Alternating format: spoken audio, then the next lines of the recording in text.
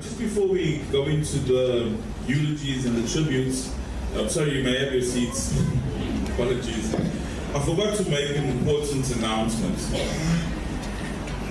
Please, if everybody can respect us and turn your cell phones onto silent or switch them off and try not to take any calls, it's disrespectful.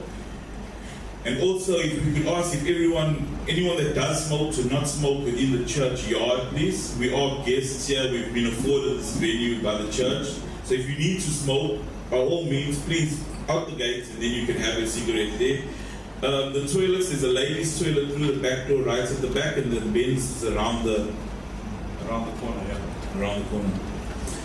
Okay. At this time, I'm gonna call Auntie Desla Wano. She's going to do the first tribute.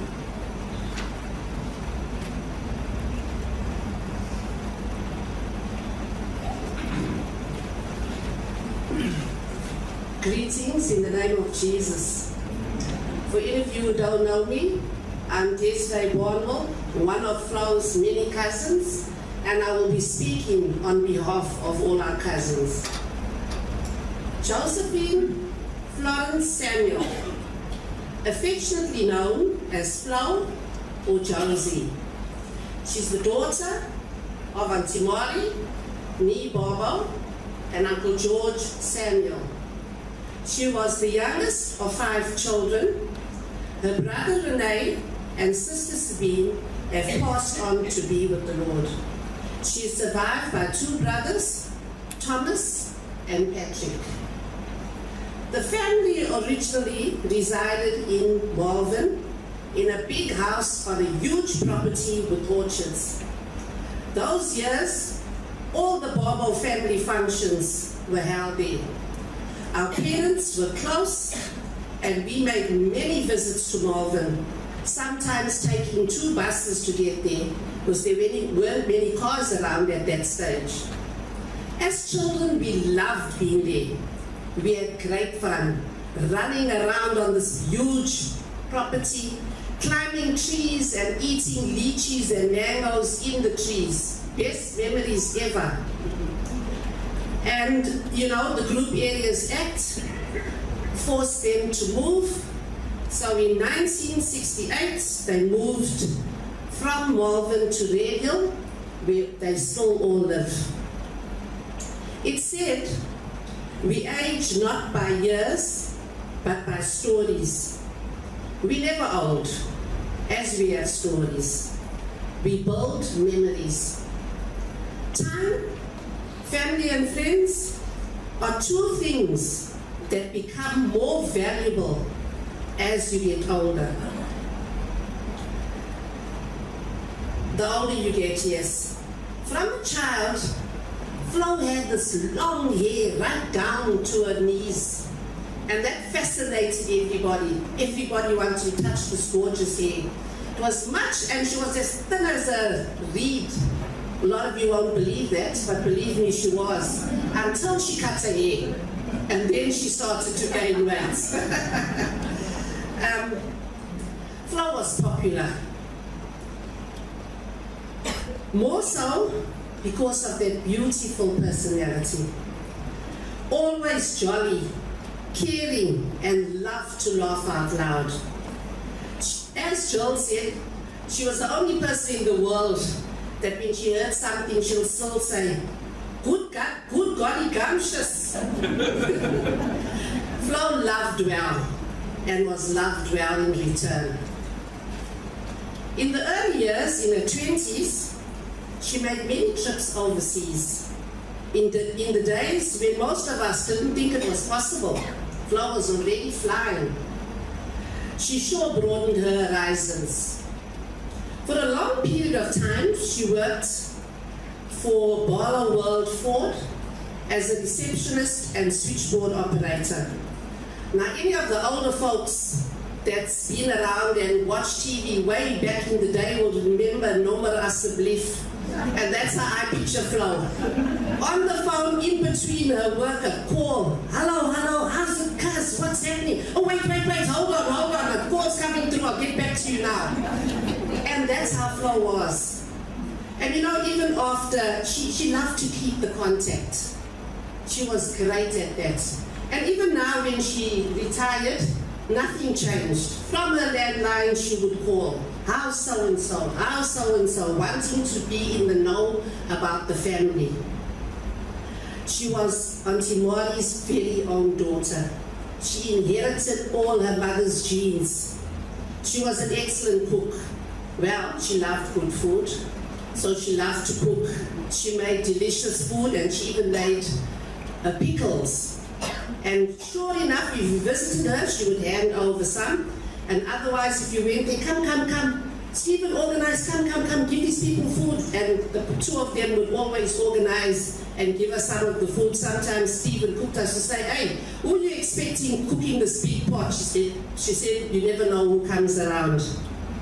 She was also a very good baker. I believe Flo's sponge cake was the best in the world. I say, step aside, Nigella, here comes Flo. I mean, that sponge cake of hers took 8 eggs. She also was a dressmaker. She used to sew her own lovely clothes. She used to make for herself. All the things Auntie Maury did. She also loved gardening.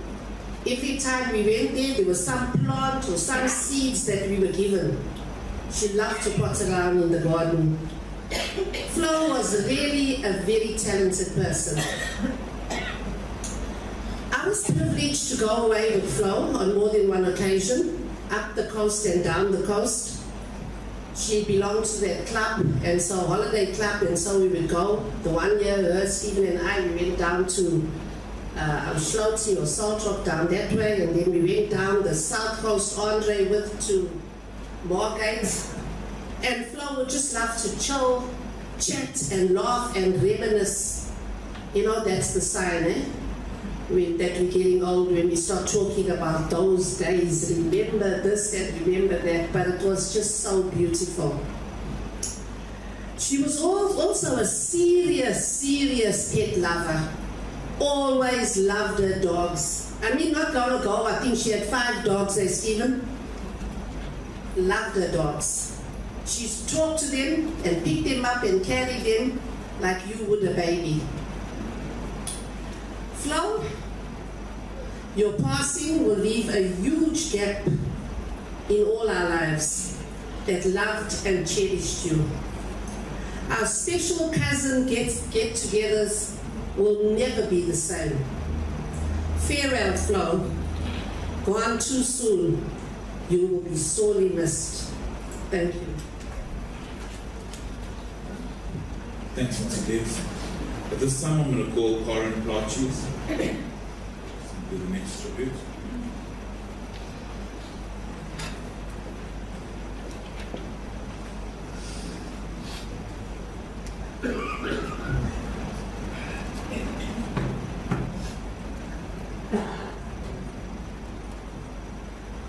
Morning, everybody. Greetings in the precious name of Jesus. It's an honor for me to speak this morning on behalf of my precious auntie. I'm just going to read some of the notes I've made. I think lots I'm going to forget and leave some stuff out. As you all know, she's not been well, and she's been in hospital for a while. And I want to thank each and every one that visited her in hospital and showed their support in phone calls, messages, on the Barbeau chat. I know it meant a lot to her. I remember the one day Dawn read all the messages to her, and she was so happy and felt so blessed that everybody thought so highly of her. But God knew, and His ways are not our ways. Auntie Flo has always had a special place in my heart. I know she's been through a lot, and also had experienced much pain and disappointment in her life. But I admire the fact that she had the resilience and the fortitude to get up every day and, like I always say, straighten her crown and face another day. I think that's what I've learned from her, for myself, just in my personal walk. She did this with no murmuring, no bitterness, and no regrets. She didn't have an easy life and worked hard to make a life for herself. And as we all know, managed to buy her own land and build her own house. And she once told me that of the challenge it was to buy land when she did, because it was still then a predominantly white area, and she had to get permission from all her white neighbors first to allow her to move into that area. But she persevered and fought through that challenge too. She was a courageous, strong-willed, and independent woman who never gave up, even with her diabetic condition, which she developed in her early 30s. But we all know that didn't stop her from eating her chocolate cake and her tin roof ice cream from Woolworths. Even though we shouted her, she always had to take a piece of cake home for later.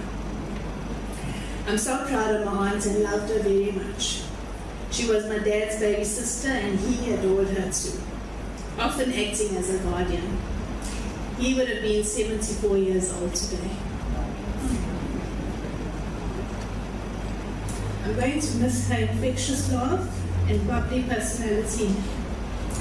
I'm saddened by the fact that she will not get to enjoy the fruits of her hard work, and she had just completed the renovations to her home, done the kitchen cupboards and her tiling that she had longed to do for so long when she got so gravely ill. Stephen, thank you for being a loving companion to my aunt, for taking care of her for all these years. I know the boys, who she would fondly refer to her dogs, are going to miss her very much. There are two people who I know don't want to be mentioned, but I have to thank Auntie Desiree and Dawn for all that you have done to even arrange this funeral, and for always being there for Auntie Flo. I'm overwhelmed and proud to be part of the Barbeau clan. Thank you to everyone that contributed lovingly and willingly to the celebration of her life. I know it's because your lives have been enriched by her presence. God's richest blessing to you all. Auntie Flo, love, family, and let's honor her memory by staying in contact with each other. God bless you.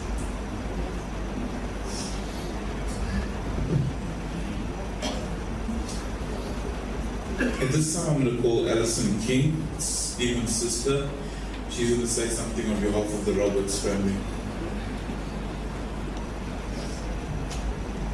Good morning, everybody. On behalf of the Roberts family, we would like to pay tribute to Flo, as Flo was very much part of our lives. A daughter to our parents, a sister to Stephen's 8 siblings. We thank God for allowing Flo to be part of our life's journey. Flo had an infectious laugh, and one thing Stephen did well was to make her laugh, and laugh she did. A lifetime of memories will be cherished forever. On behalf of Sia, please say. Sia would also like to pay tribute to Flo. Sia is like Flo's adopted son. And Sia says, thank you very much, Flo, for all that you've done for him. On behalf of Stephen, I would like to firstly thank our Heavenly Father for blessing me with a life with Flo for over 30 years. My life will never be the same, as a part of me has been taken away. Thank you, Flo, for the precious memories that I will cherish forever. Rest in eternal peace, my love.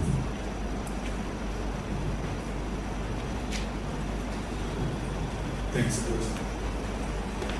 Wait, this time if you could say a few words.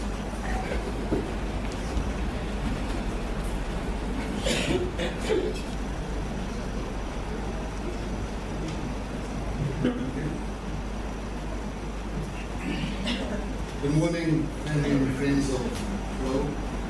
I am honored to and humbled to say a few words on behalf of my first cousin, Josephine Florence Samuel, commonly referred to as Flo.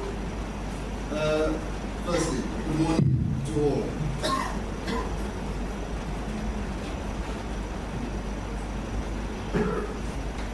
I need to firstly convey condolences from special friends that are probably not present here today, from my step family, and that's from Bo, Lavona, Anthony and Anne, and Auntie Patricia, known as Auntie Tiny. Also received a brief tribute from a friend, Heather Watson, commonly known as Dodie, who used to live at the other end of Heather Grove and now lives in Brisbane, Australia, which I will read to you shortly.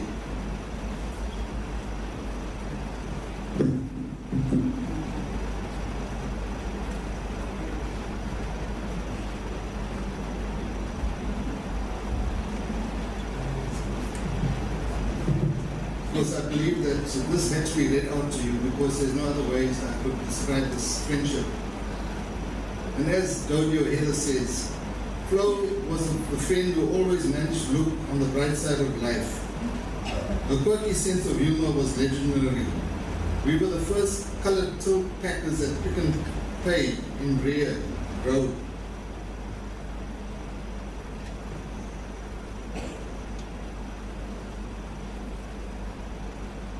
So this is cell phones.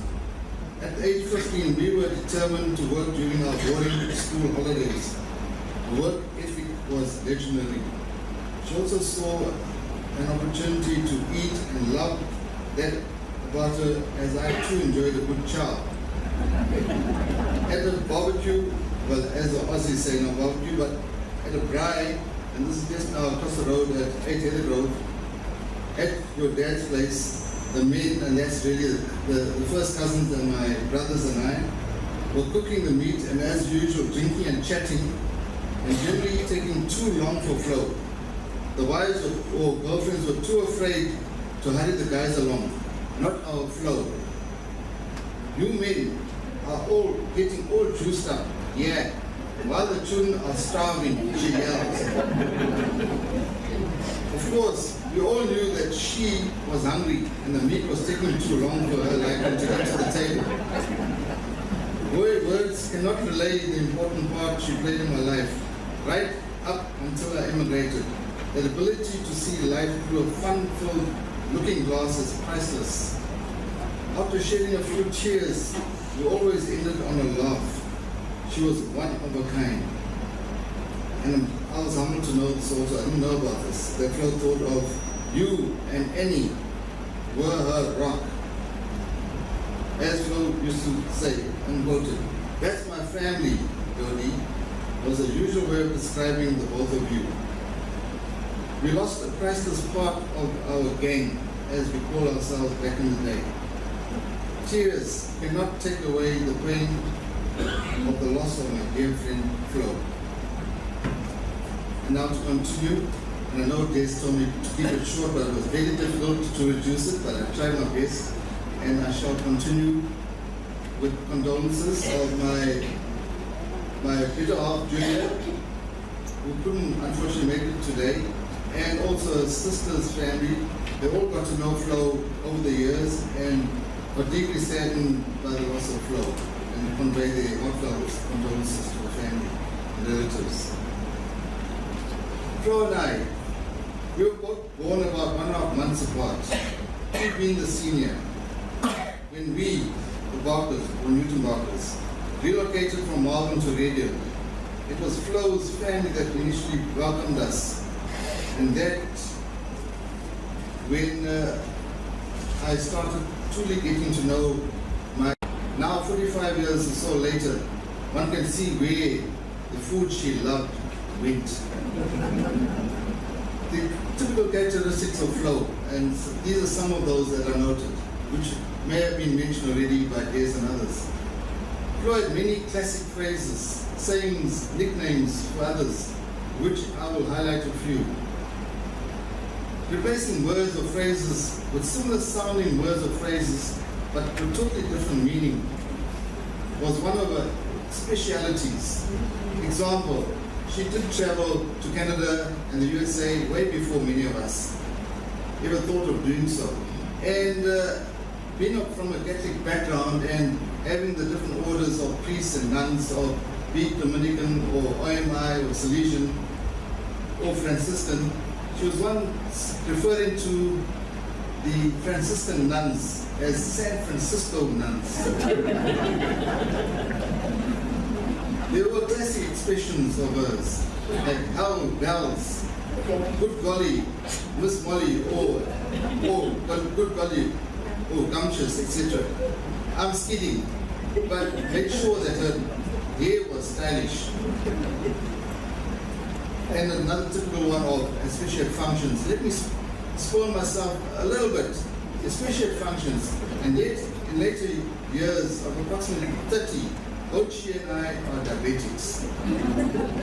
And another one, bloody hell, that was when she was really upset with somebody or something, and then she was really showing that in the facial expressions of the nostrils flaring also. She was also a very considerate person. At the end of functions, she would often make sure she had a doggy bag for a lifelong partner, Stevie or Stephen Roberts. She spawned me from early years when I was a student to later years. As a student with Ford Stationery and with Ford golf shirts, and then later on with Barbeau tops before Stevie came into her life. She loved making me very hot fish curry, which I literally sweated while enjoying that dish. Although I must admit, I still love Auntie Margaret's fish curry also.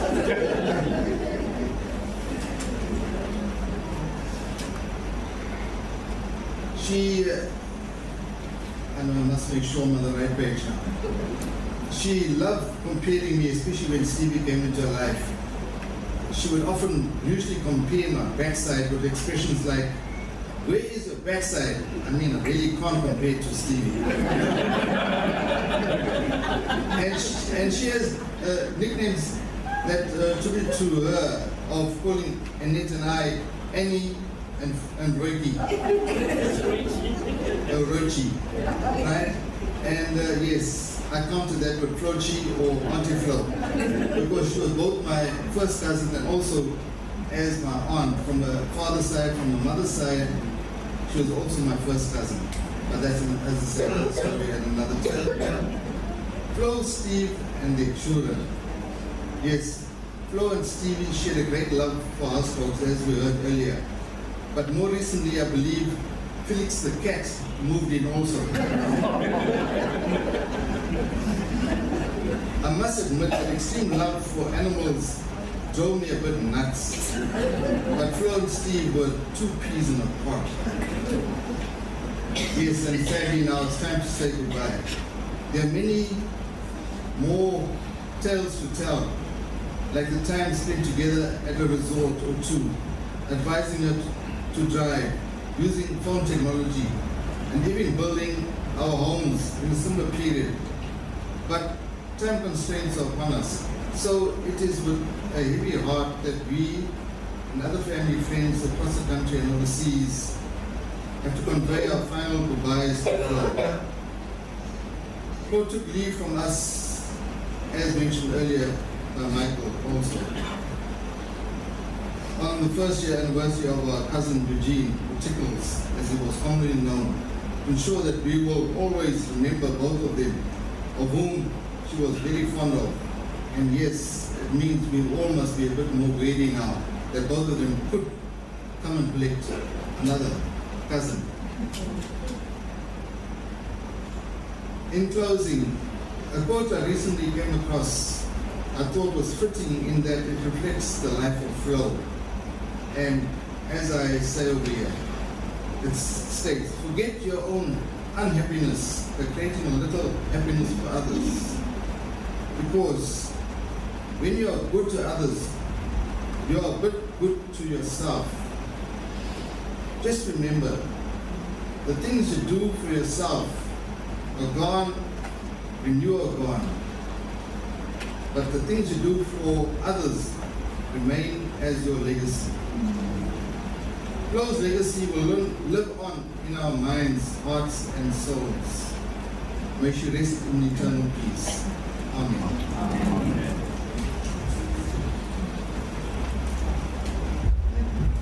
Thanks, Roy. And thanks to everybody who shared a tribute.